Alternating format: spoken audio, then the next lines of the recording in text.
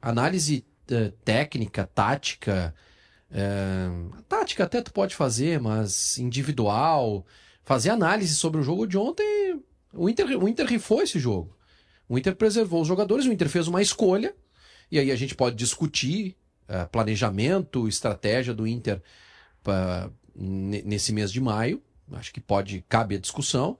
Mas analisar desempenho, jogo, é muito difícil. A gente faz porque, né, é o nosso papel. Agora, botar na conta do treinador ou colocar esses 4 gols num combo de que o Inter tomou 15 nos últimos jogos, eu não faço isso. Eu não faço isso. Analisando o jogo, tá? Analisando o jogo assim, o Inter sai perdendo por uma falha individual, né, do sistema defensivo. Acho que falham 3 jogadores no mesmo lance. O Aguirre, o Rohel e o Vitor Gabriel, todos eles estão fora do lugar, e aí o Inter acaba tomando o primeiro gol, e depois do primeiro gol, o Inter joga bem. Depois do primeiro gol, o Inter consegue construir jogadas, o Wesley tem 2 oportunidades que o John faz grandes defesas, o Inter não estava fazendo uma partida ruim. Aí vem um contra-ataque nas costas do zagueiro que não consegue correr, e o Inter toma o segundo gol. E aí o segundo tempo o Roger abre um pouco mais o time, faz algumas trocas, e o Inter acaba sofrendo outros 2 gols, 4-0, machuca o 4-0. Mas vou te dizer uma coisa, Valéria. Dentro do planejamento, se o Inter ganha o jogo do Nacional quinta-feira, depois confirma a classificação contra o Bahia, ou empata contra o Nacional e confirma a classificação, esse resultado sai na urina, na minha opinião. Então, tu atinge o objetivo. Agora, o que nós vamos conseguir ali na frente? Pelo que o Inter vai brigar depois da parada? Aí sim, cabe discussão, cabe reflexão sobre o momento.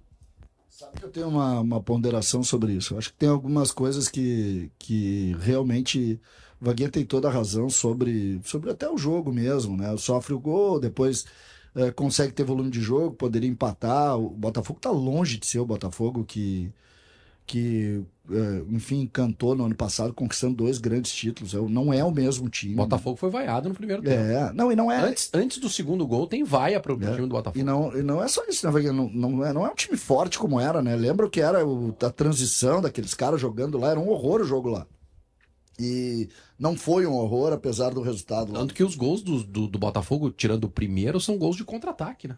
E de chutes bem... E de fora da área, né? O segundo é de dentro da área, mas os outros são de fora da área. Esse gol é incrível. Deixa eu trazer uma questão pra vocês, que é o seguinte. Tem muita gente aqui comentando sobre a atuação do Antony. A gente tava falando isso aqui até nos bastidores. O Josué Silva comenta que o Antony foi o principal jogador de defesa que falhou em todos os gols. De brincadeira. O Luiz Rudinei comenta: o goleiro sempre é mal colocado. E aí? Tá de brincadeira. Eu acho que o Antony vem deixando a desejar nos últimos jogos. O goleiro que toma muito golaço, a gente tem que desconfiar. Já falei isso aqui do Volpe. É muito cara acertando chute fora da área, chute de longe no goleiro do Inter. Assim, qual foi o gol que ele falhou? Os caras acertaram 3 chutes indefensáveis. Isso aí é falha dele? Cara, assim, não é falha, que nunca é falha, mas também nunca tem a defesa, né? Mas não é falha. Falha pega o jogo River Plate. Tem um erro de Pega o jogo River Plate e Inter na Libertadores de 2023. Tu vai achar 4 defesas do Rocher que não seria falha se fosse gol. Mas aí o goleiro de hierarquia, o goleiro que tu não vai ganhar com o Antony. Mas essa discussão aí, ela não existe. Então, esse goleiro é insuficiente pro Inter. O Antony tá jogando o ano inteiro e é insuficiente. Ele é o goleiro reserva do Inter. Mas o goleiro titular não joga nunca. Né? Tem que ver isso aí. E assim, eu queria falar um pouco do Inter, porque assim, eu não vou normalizar tomar 4-0, tá? Ninguém normalizou. Porque ano passado o Inter, quando tava o Inter foi super exaltado quando ganhou do São Paulo no Morumbi por 3-1. Era o São Paulo poupando pra Libertadores pra pegar esse Botafogo aí. Ia pegar esse Botafogo aí, na Libertadores, na quarta-feira. No final de semana botou time em reserva contra o Inter. Foi 3-1, a gente exaltou o Inter, porque o Inter ganhou dos reservas do São Paulo. Depois o Atlético Mineiro tinha o River Plate na Libertadores na terça, no Monumental de Nunes, e pegou o Inter no sábado. Time reserva, aquele jogo com chuva lá, lembra? Na Arena do Galo. O Inter fez 3-1, a gente exaltou o Inter, que ganhou dos reservas do Galo.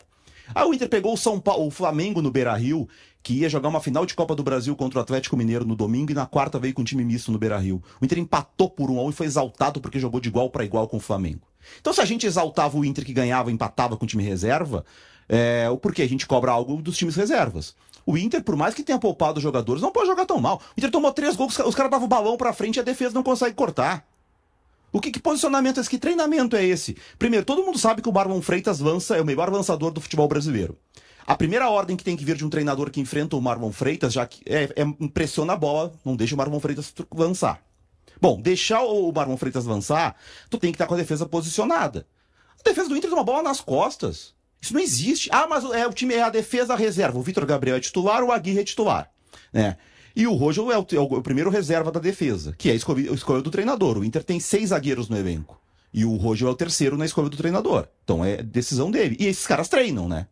Porque não é assim, o time reserva não fica assim, enquanto os titulares treinam, o time reserva fica ali sentadinho vendo. Não, eles treinam. Também tem que ter comportamento de defesa. Então, o time mal posicionado é coletivo. E o Inter já tinha mostrado essas dificuldades com o time titular. Tanto é que tomou 6 gols do Corinthians. Ah, mas o Corinthians tem Yuri Alberto e Depay. O Mirassol tomou 1 do Corinthians. E aí? O América de Cali tomou 1 do Corinthians. O Inter toma 3 gols do Corinthians com um jogador a menos. Mas aí quando o Inter ganhou do Cruzeiro com 1 a menos do Cruzeiro, a gente exaltou que o Inter ganhou do Cruzeiro. Tu tá comparando é que quando o Inter o time tem que defender bem com 10, o time tem que defender bem também. É que assim, eu fico pensando assim, qual é a função do Roger no Inter? Porque se quando joga com misto, não tem culpa nenhuma. Se quando joga com 10, não tem culpa nenhuma.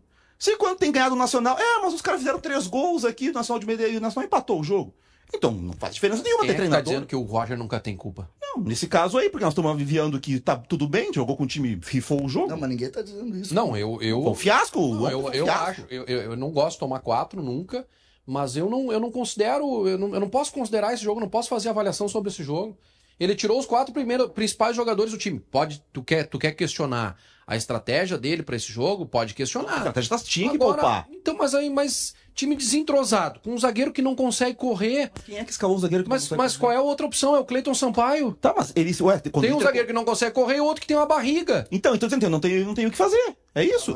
Ali nesse caso não tem o que fazer. Ou não preserva. Eu acho que ou bota 2 zagueiros canhotos no time. Pois é, renovar o contrato, deram aumento para um treinador que não tem o que fazer. Eu acho que essa que é a discussão evidente que tu tá vendo um decréscimo técnico e que tem problema do treinador.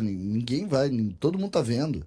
Agora, existe algo, e aí me parece isso sim importante, e aí tu faz uma ponderação muito legal sobre enaltecer o trabalho quando se ganha de equipes fragilizadas. Eu acho muito legal isso. Acho que é... Desculpa, não tem nada a ver uma coisa com outra. Não, mas acho que não é legal. Não tem nada a ver uma coisa com outra. É a comparação de melancia com goiaba. Não tem nada a ver. Vamos pensar o Botafogo. O Botafogo não merece elogios, ele ganhou de um time que rifou o jogo. O Botafogo não merece elogios porque foi envolvido pelo time reserva durante 30 minutos. No primeiro tempo o Inter teve mais posse de bola. Mas ganhou 4-0. Que elogio que merece o Botafogo. Tudo bem, mas ganhou 4-0 durante o momento do jogo. Time descaracterizado, gente. O Botafogo tá mal. O Botafogo foi vaiado pela torcida. Quando o Inter ganhou do Atlético do São Paulo no passado fora de casa com o time reserva, a gente exaltou.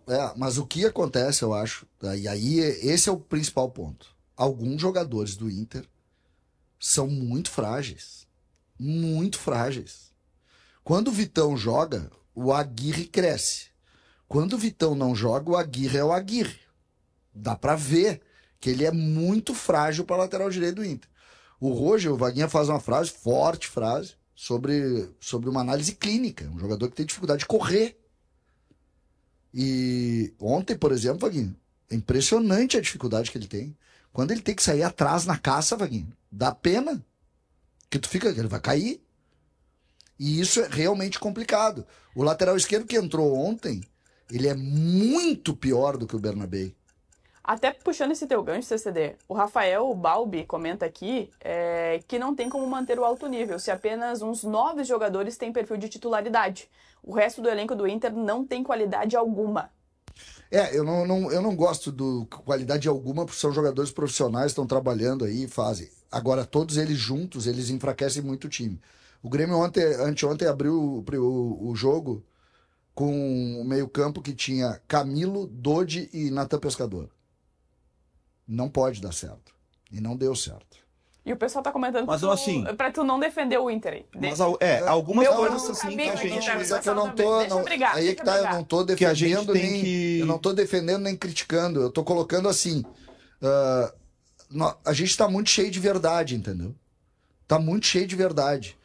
E isso serve pra mim também. Às vezes eu tenho muitas verdades com relação ao Grêmio. Quando a gente fica falando do elenco... Por favor. O que eu coloco, eu tava falando no meio campo, da onde é que tiraram que o Ronaldo Mas o Roger pediu. Tava no Juventude, o Roger pediu. Mas da onde Jogou com tiraram ele, que o Ronaldo seria uma solução para ser cabeça de área do Inter? Assim como da onde tiraram que o Camilo seria pro Grêmio? É nesse aspecto. O Ronaldo, o Roger pediu no Juventude e depois pediu no Inter.